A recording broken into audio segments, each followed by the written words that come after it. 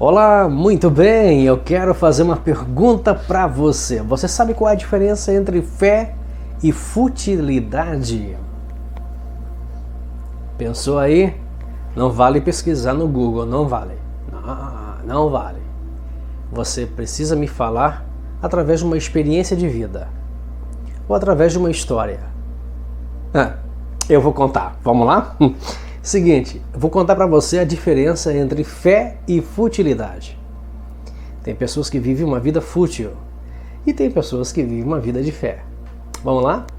Olha essa história aqui, ó, de Lord Byron e Sir Walter Scott. Eles eram mundialmente conhecidos como brilhantes escritores e ambos eram coxos. Isso.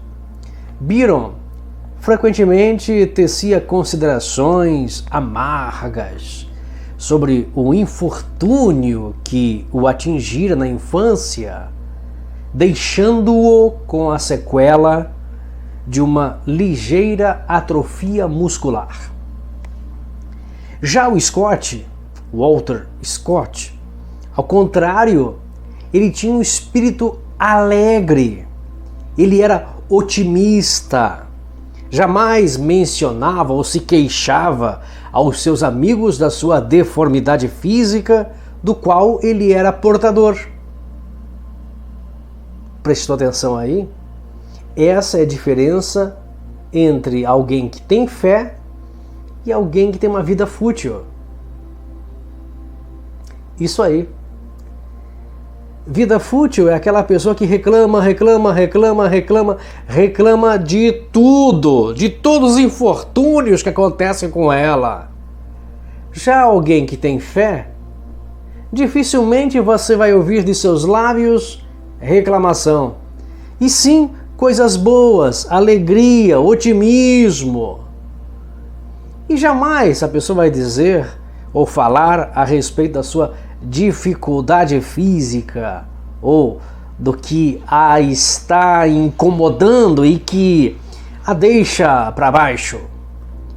Ela jamais vai fazer isso. Ela vai ser como o apóstolo Paulo, né? A minha graça te basta. Né? Paulo, ele dizia que tinha um espinho na carne, nem queria mencionar o que era. Até hoje ninguém sabe. E os teólogos procuram especular. Uns dizem que era um problema que ele tinha na sua perna, outros dizem que era um problema de visão, ele tinha problema na dificuldade de enxergar, outros diziam ele tinha alguma dificuldade na sua vida espiritual. Cada um inventa uma coisa, mas ninguém sabe qual é o espinho na carne de Paulo. Por quê? Porque Paulo dizia, tudo posso naquele que me fortalece. Olha, sei passar por dificuldade, sei passar por abastança, tudo posso naquele que me fortalece. Né? Paulo, ele sabia enfrentar as coisas, ele tinha fé e não vivia uma vida fútil. Então não foi surpresa que Scott, em certa ocasião, tivesse recebido uma carta de Byron, isso mesmo, da qual eu vou destacar para você aqui o seguinte trecho. Olha só. Eu desistiria de minha fama para usufruir uma felicidade semelhante à sua. Mas ambos eram coxos, ambos tinham dificuldades, ambos tinham uma atrofia ou uma certa dificuldade. Ambos estavam com o mesmo problema, só que um era feliz e o outro vivia uma vida deprimente, né? Era uma desgraça, podia-se dizer. Essa palavra que vem na minha cabeça, mas eu segurei para não falar, mas é verdade.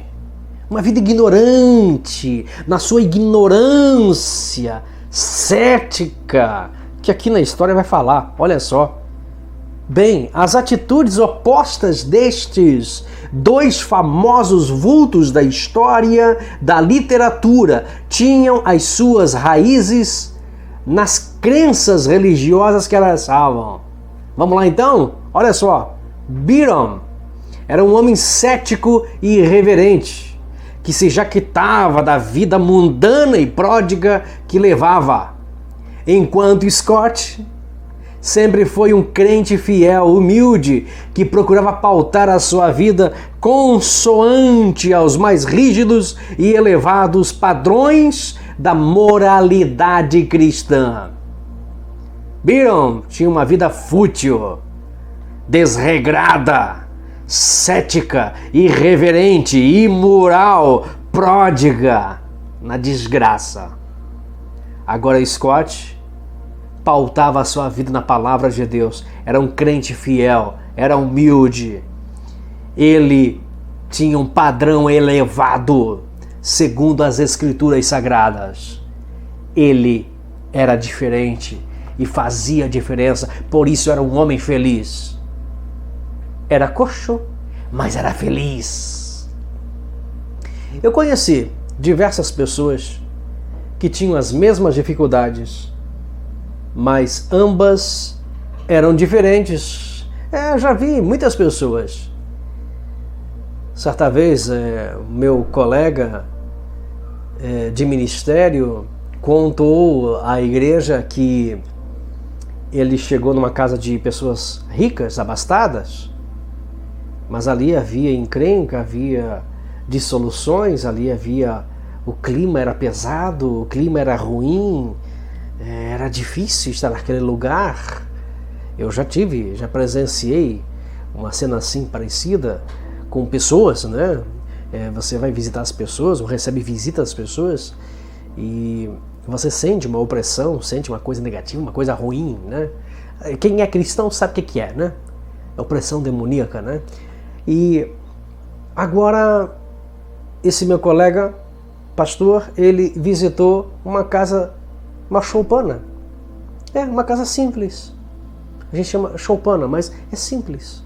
Simples, humilde. Mas lá tinha paz. O casal estava em sintonia. Era uma paz, uma alegria. Aquele ambiente em que se encontrava.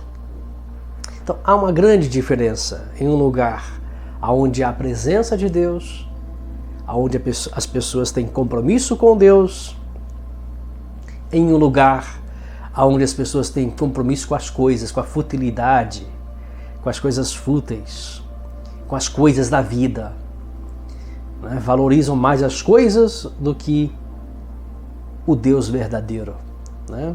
Não que uma pessoa rica, uma pessoa oprimida, mas pode ser pobre, pode ser rico, pode ser classe média, não importa.